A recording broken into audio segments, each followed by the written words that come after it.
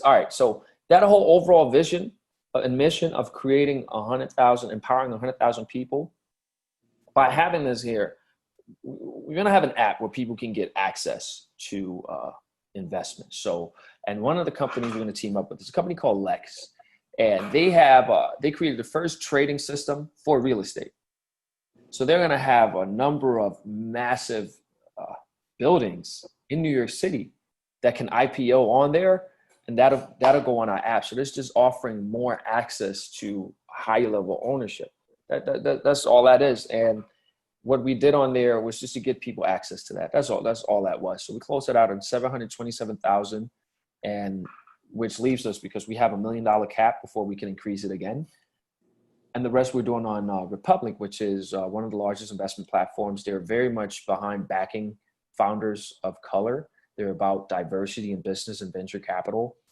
And they just acquired a company called Compound, which is a real estate tech company that offers access to real estate to real estate offerings as well. So that's why we came together to do the Temple Project, because the cool thing about that is it's in North Philadelphia, historically Black neighborhood, but it's a massive school there that is in the top 10 in America, according to one of the engineering school, I believe it is, but one of the other colleges there is top. It's a good school, that's what I'm trying to say. And they are breaking records in enrollment and application and so forth, which means that there are outsiders coming in, which then means there's increased demand for real estate, which then means there's a lot of developers coming in. So what we were sort of doing there is like, okay, let's see if we can do some inverse gentrification and let the people who may not live there, but it's a historically Black neighborhood, get them access to it.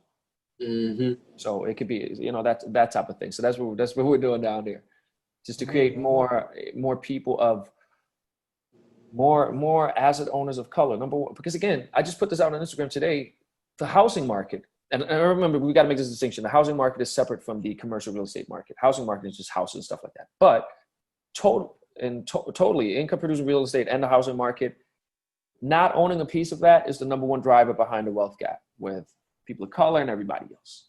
And now the market is booming, and it doesn't take that much. Another thing that I posted is there are properties with 4 apartments in it that cost $57,000, $79,000, which requires like $2-3 grand to buy a piece of once you get it financed with the bank.